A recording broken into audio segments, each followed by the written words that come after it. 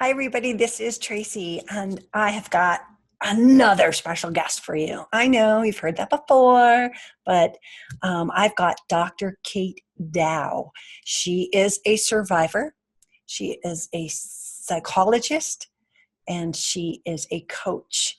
And we're going to talk today about the duality of being abused at home and going to work and putting your emotions, like you don't want the work people to know that you're being abused and that cray is going on. Maybe you're going through the bad divorce or they've just done something horrific to you. And then you have to go to work. You put on the suit. Let's hope it's not a pantsuit. Just kidding. But you put on this face and you go to work and you have to pretend it's right. You have to pretend that life is not cray. And Dr. Kate is going to talk to us today and give us some insight in that. And we're going to kind of like go off topic too. So there's going to be some good stuff. I'm not telling you. It's a secret. So you've got to watch it. And if you haven't subscribed to my channel yet, I better ask now because I never do. So there you go. Thank you. Thank you, Tracy. I'm really glad to be here myself. Yeah. So what I want to talk about with you today is you are a psychologist. Yes. And you have also been a survivor. So yes. Do you want to tell us a little bit about your narcissist? Sure. Or your ex-narcissist. Let's not call him that. Right. My ex-narcissist. Yes, he was my ex-husband. And the question I get asked a lot is, if you were a psychologist, how come you didn't see that and understand that was what was going on for him? And I think that's the trickiest part about personality disorders like that, is that you can think you know it, but until you're in it and you're engaged in it and you're already somewhat invested in the relationship, you start to only see the things that you want to see, and you start taking on responsibility for why things aren't going well, right? So that's what we do. And I was raised a pretty good little people pleaser, so that set me up to be a good target. And so I met him 20 years ago, and I was very much wanting to have children and get married. And so it just seemed like it was a possibility there, even though as I started to see his bad behavior, I was thinking, well, this will be no big deal. Like, if we can't make it, we won't make it, and I'll leave, right? Not having any clue of what it really was going to end up being. And it just progressed every time we went towards the next step of engagement. His own trauma, which he had a lot of childhood trauma, would just come out in all of these very mean, manipulative ways. Right. Yeah. And I would just be shocked by it. And I would be just kind of deer in the headlights. Like, I'm not understanding why this is happening. Let me prove to you how much I'm a good person. And I just got caught in that position of thinking, I can get him to know that I'm a good person and he can stop acting out his trauma on me. And, within 5 years, we had 2 children, and it was everything was escalating worse and worse over those periods of time. And it became very clear to me that psychologically and physically, I was probably not going to make it out of there alive if I didn't leave him soon. Mm-hmm. I just was getting crazier, and I knew the stress and the constant roller coaster and the constant negative emotional abuse towards me was just overwhelming. And I did not have the support I needed to get out of there sooner. But I look back now and I think, my God, I made it out with a 1.5 and a 2.5-year-old. And how amazing was that? Yeah, that is amazing. And it's very brave of you, because a lot of people stay longer because, wait, these children are so little. We'll just wait it out, and they endure more and more pain and become less and less of themselves. Right. And I guess for me, it was like, his treatment of me was so horrible. But when I saw it starting to be with the kids, I was like, oh no, I cannot tolerate that. Mm-hmm. And of course, leaving didn't mean it got better. It Right. got crazier. I had to fight him in court for 12 years on and off, constantly around his inability to be a safe parent.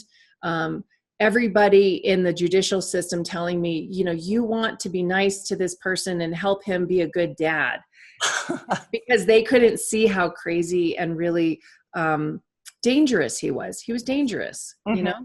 and it took me years to recover my sense of self and to understand how I ended up in that situation and what I needed to grow and learn about myself in order to not get back into anything like that. It was a tremendous life experience. I look at all of the crap and everything that has happened to me as a blessing now. 2 years ago, if you asked me, no. But now it's like all the work I've done on myself to understand my childhood trauma, to understand my people pleasing, my fear of abandonment, which makes me stay, my need to make them happy, uh, all of that, and never taking care of me. So Right. I just look at it and go, oh my God, I am so happy to be alive now and to have this chance and just to really help others. And that's why I love having this channel and bringing people like you into everyone's living room, because we're going to talk about today is, as a professional and a business person, male or female, you end up with a dual life. When you are in this battle for your life, you're divorcing, or you're in a situation where you're not divorcing and you're with this person that's beating you down. How do you put on your business suit and go out there and pretend like everything's okay? Well, it's not healthy, right? But at the time, it feels like the greatest escape. I Mm. mean, when I would leave to go do sessions with people and go focus on them and their lives, that was like uh, a lifesaver for me. Mhm. Yeah. Even though I knew I was going to still have to face it when I went home, right? Or I knew that he was watching the kids and there wasn't, it wasn't clear whether or not that was a good idea at that point. So nothing was ever really great and okay. But when you had that moment to split off and focus on other people at work or just work itself, it felt like a relief. Like, this is a place I feel competent. This is a place I know I'm good. I can be of service to people. And, that I think almost is a helpful thing to a certain point, but then it can become this barrier to, let me just keep doing that and work more and more and more. And that's what's going to help me deal with staying with this person. It's an escape. Yeah. It's just another place. So some people turn to alcohol, some people turn to their jobs just Yes. to get away from the cray cray. Totally. And especially if you're successful at what you do, it can become this super fabulous escape because it feels so productive and you're making money and you're helping people. And so it doesn't look like it's the negative thing, right? Mhm. You tell yourself this is a good thing. Yeah. Meanwhile, your body is getting worn down. The relationship is getting more toxic. It's catching up with you in your own mental well-being, and it's going to pay its price pretty soon in some way. And do you want to share with the audience, you don't have to, how your body paid the price? Well, I paid the price in many ways. I mean, at the time when I had the babies, I was so stressed out already in that relationship. I had horrible perinatal mood disorder where I had, like people call it postpartum depression. Well, I had such bad anxiety and PTSD after the babies were born because of how unstable and unhealthy the relationship was.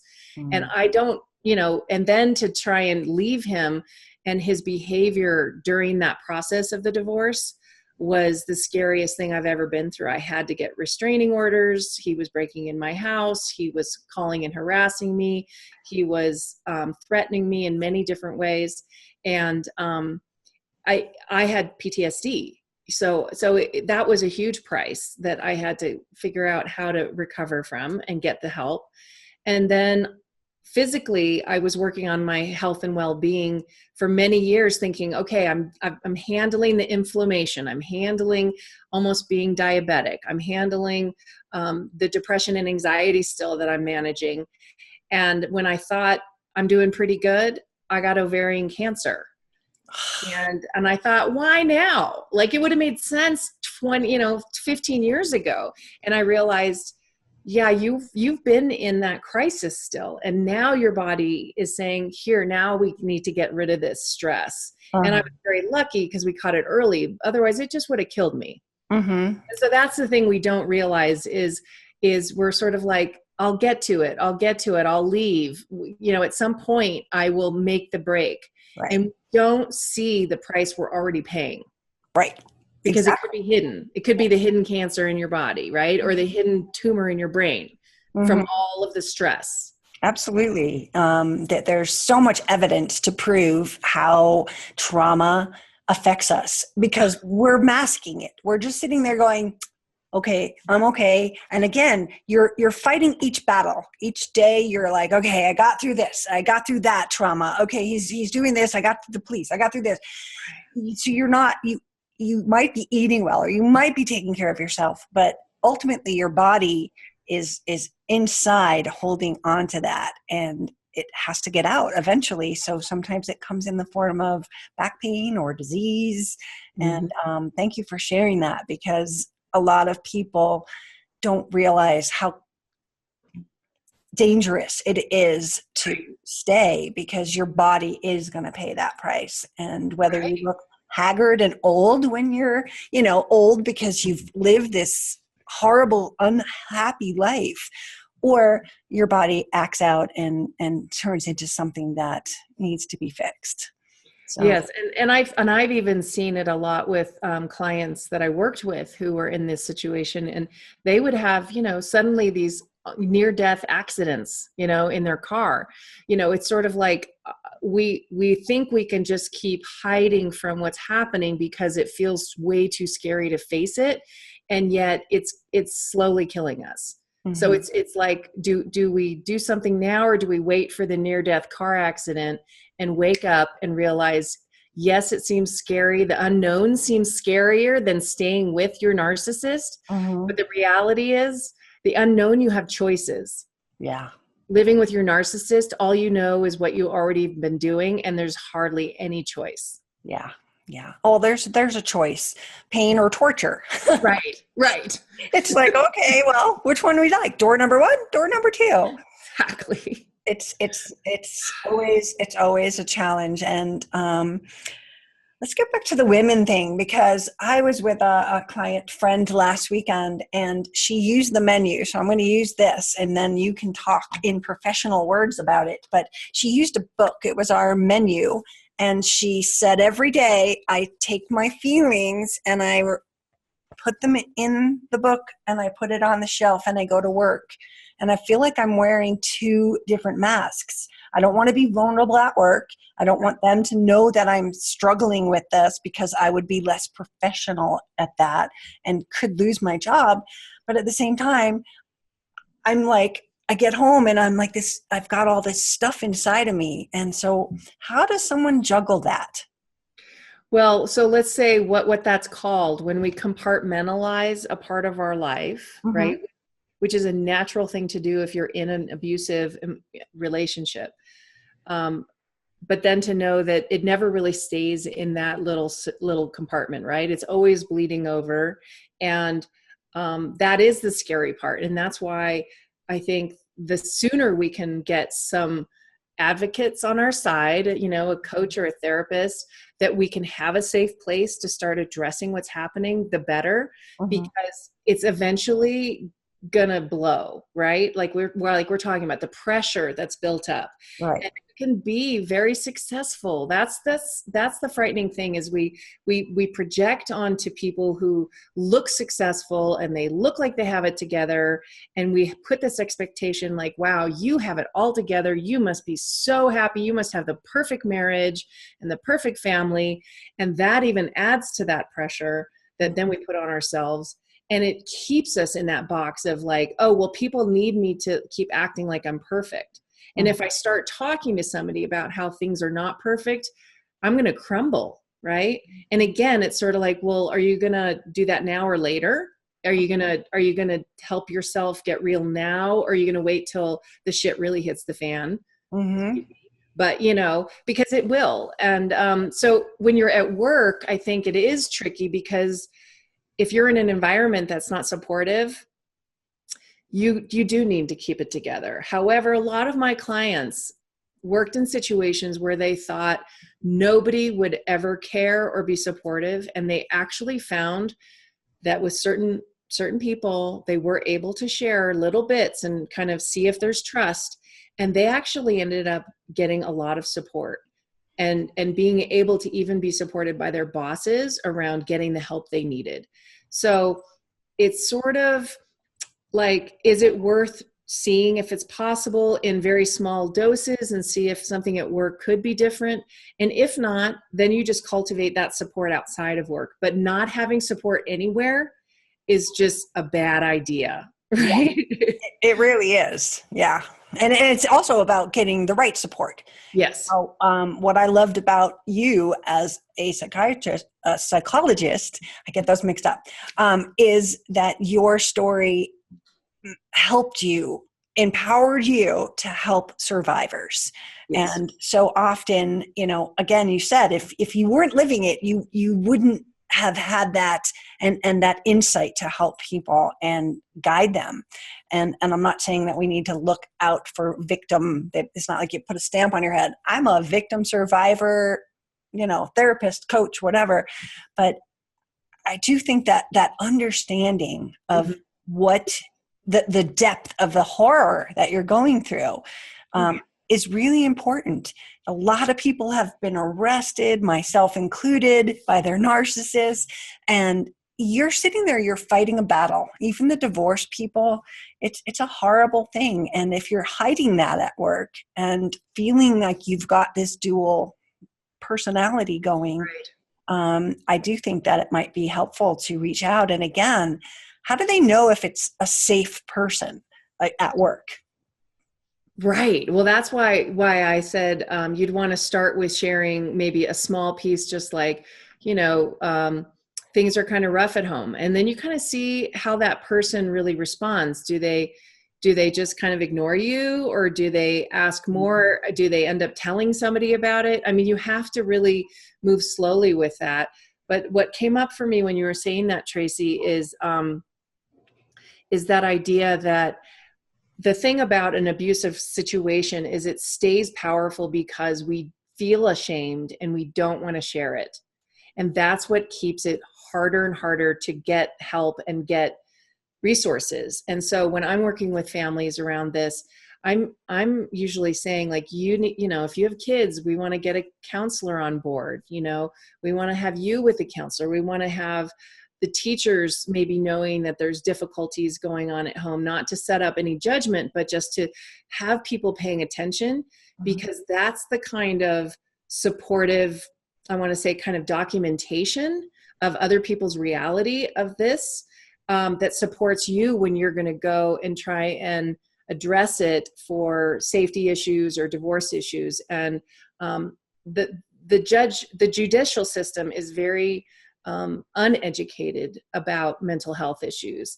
And I would say the majority of these huge cases that, where divorces go on for years and years, is usually there's a narcissist involved who's not willing to let go until they get their way.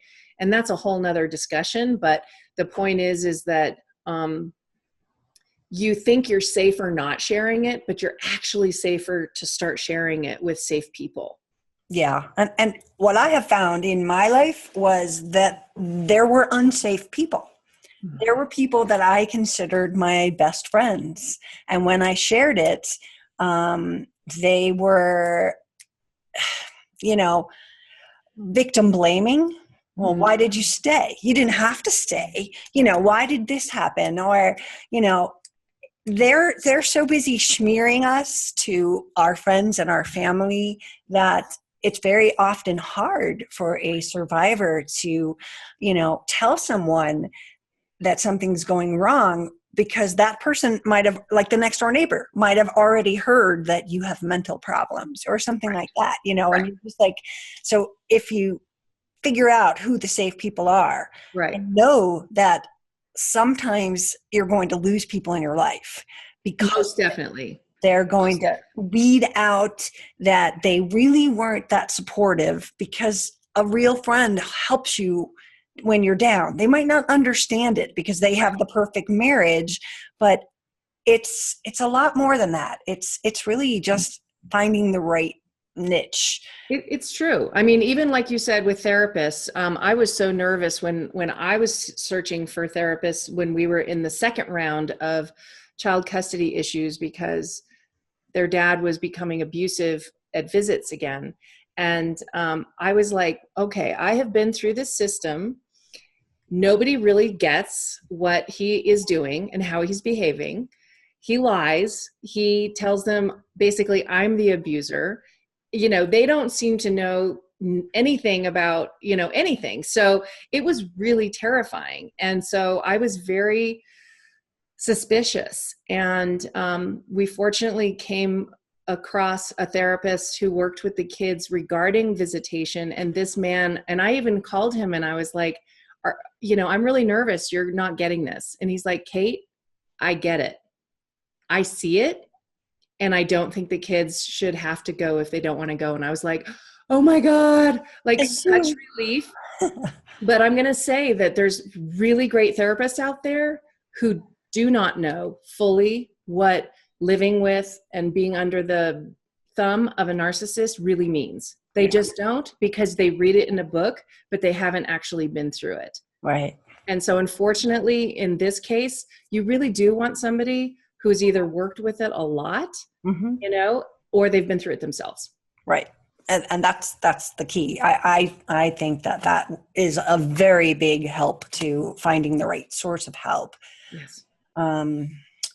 Let's see. Let's ask you about, I love having this, like, it's sort of like my own therapy session. So in work, let's go back to that. What advice can you give people that are going through this kind of hell? Besides getting support wherever they can, is there, some kind of mental, like, preparedness that they can do to get out the door and go to that job when they're so traumatized at home? Yeah, I would, again, I'm imagining just because how I felt, it was harder going back home. But I see what you're saying. Like, how do you put on the layers of the I'm okay to get to work? And so part of that, I think, has to do with us recognizing that even though we're struggling and we feel victimized, we're not a bad person, and we still have our skills and we still have our gifts to share with people, and we're good at our job. And like, we want to hold on to that even though we're having this experience, it's not all of us. And it's the same thing when we leave from work to go back home. It's sort of like, I know I'm capable here. And how do I keep holding on to that when I go home and try one little step to not stay in the fight when the fight starts, or to walk away, or to, just not take it on personally. That's the little steps we can start to take when we're still in the situation, to do a little self-care. Even though those can be very difficult when we've been in it for a long time. We're conditioned to take on the pain. Right. So yeah, I don't know if that answered your question, but it definitely does. I think just that compartmentalizing our thoughts to go, I am good at my job. He might be saying all this stuff about me being a mother and I'm fighting for my life over here, but I'm safe here. And that's the thing that you have to always find is that grounding to right here, right now, I'm safe, versus, I find the fear of tomorrow, the fear of the unknown, it chokes people. And knowing that going to work is safe, and you've got to be there, and it might be hard at first, but I think that ultimately, like you said, it can be your salvation, because you're starting to have this glimmer where people respect you, they listen to you, they want to hear your voice, and you're not getting that here. So I think it's an important step to help guide the way that you think about yourself, because you end up crushed. And the idea is not to take that everywhere. But again, I don't want to leave it on the shelf. I don't want to ignore it. But, just to know in yourself, your true power, that you're okay. Right. Yeah. And it is tricky because, when we're in the crisis still, we don't really have the energy and capability to start doing a whole lot of change, because we have to feel safe. Mm-hmm. And in general, when you're in that situation, living with that person, you don't feel safe. So starting to create safe places, whether it's at work or in a therapist's office or a coach's office, we start to have a place that we have a little space to work with that safety and start nurturing and supporting ourselves, to build up the capacity to know it's possible to do it different, to leave. And what you said too struck me also, the idea of staying in the present. When I knew that when I said, this is it, we've decided this is over. And then he flipped it and said, no, this is you kicking me out and I can't be a dad to my children. I was like, you can't stop. Just keep going. And we don't know what the future is going to bring. And, when everything started to get worse, I was like, this doesn't mean it's going to last forever. Just one step and then the next step, because every day you will be able to face that situation, because you've been facing a really intolerable, absolutely horrendous situation. And even though it seems scarier because it's a new, different, horrendous thing, we're quite strong. Yeah. As victims of this narcissistic abuse, we're incredibly strong. And we have to know that we have what it takes to take those steps and get out. But it's only one step at a time, and staying in the present and not going into the future fear is super important, right? It's all that trauma piece. I mean, I when he was like, I'm going to, put a bullet through your head, I would be home at night going, he's probably out there with his gun. He's probably going to shoot me in the head. And I was like, you need to stop that. You need to close the blinds. You cannot do that to yourself anymore. No matter how much you might be worried about that, that is not okay. Yeah. Right. And I had to claim my right to calm my nervous system, to be able to get my sleep and take care of my kids. Yeah. Yeah. And I think another part too, as you were talking, I had a little aha moment is that roller coaster that we're on, and we're taking one step at a time, there's going to be a little bit where we go backwards. And not to judge yourself, because that's part of the process. Oh, yes. It's not that you're falling backwards or you're falling back into a dark hole and you're going to curl up in a ball, but you need to give yourself a break and say, look how far I've come. Right. Where I am, and the fear of caring for yourself or providing for your family is a very big thing. Yes. But in the end, it's freedom from the torture that you've been living, and it's better for your children. Right. A lot of people don't think how this is impacting their children as they watch mommy get hit, or they watch the yelling and the screaming. It affects you, and we don't want that for our children. And so I remember we used to watch and listen to my mom and dad fighting, and didn't think it affected me. I thought it affected my sisters, but the reality is it made me a codependent, at people pleasing, don't rock the boat, which made me pick the wrong people. So we don't want that for our children. Right. Yeah.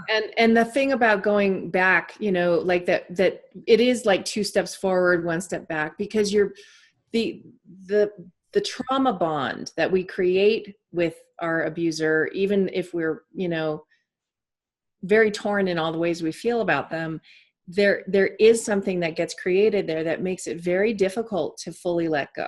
and it takes time. Even if, like, we were living in different houses, and it would be this difficult pull. I would feel like, oh, he's the father of my children, I want to have a family, right?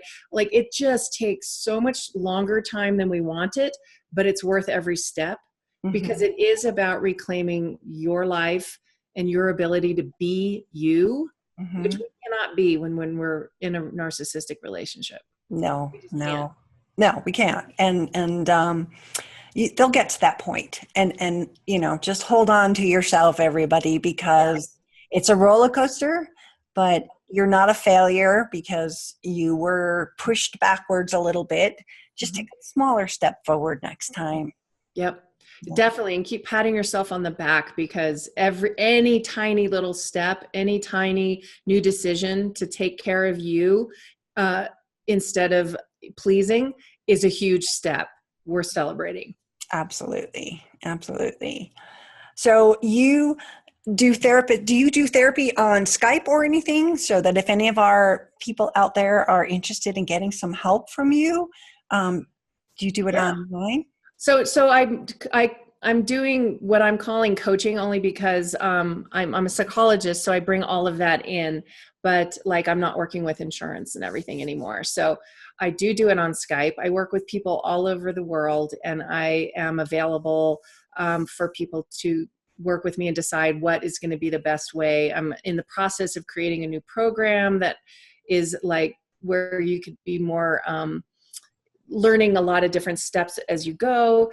But a lot of people just need that one-to-one time, right? To really build their sense of self back and know that it's possible, and really build your sense of security in being you. Yes. And you're writing a book. Yes, I wrote a book about working with anxiety, which was kind of like it was about all the ways that I've worked with people over the 30 years. And it brings in a lot of the work with the mental work and getting more embodied and knowing what your feelings and needs and boundaries are. And also some spiritual pieces of how do we get to feel more resourced. So that book is actually on Amazon right now. It's called Fear Less: The Art of Using Anxiety to Your Advantage. And it's a way of working with how anxiety is informing us. And rather than us wanting to just get it away, it's actually helping us see where things are not okay, right? Like, very much like intuition. Like, your intuition is telling you something's wrong, but we don't listen. We're like, oh, yeah. Right. And if I had listened to my anxiety early on in the relationship, I maybe wouldn't have ended up making that decision, right? That part of me that did feel like, this is off, what's going on, right? But part of that practicing, that listening. And that book's available on Amazon. I'd love to share it with your viewers too. I could give them a free copy if they wanted to reach me. Oh, wow. That is so sweet. I will put the link to your site down below, and everybody can reach out to her. And thank you so much for being with us today, because I think we need to take this to a new level and get the people the help that they need to really move to the next level, because you can't do that alone, guys. Yeah. I am like on the over top of doing research. And my therapist the other day said, stop reading that stuff, Tracy. And I'm like, but it's for my new job. Right. He's like, no, just live for a little while. And I was like, okay. But it doesn't mean that we don't want help. And it's stronger. It makes you stronger to take care of yourself and to get professional help like you. So it's true. I mean, I think it's really almost near impossible to do on your own, because we just don't have, we wouldn't have the reality check that we need. Like, right. To say you're doing the right thing for yourself. Right. Exactly. Yeah. So thank you so much. And I'll put the link down below, and anybody, you just heard her offer, she's willing to send you a copy of her book. So, or the PDF, I'm assuming. Right. Yes. Yeah. So thank you so much for joining us, and we'll have you back again. All right. Great. Thanks, Tracy. Thank you.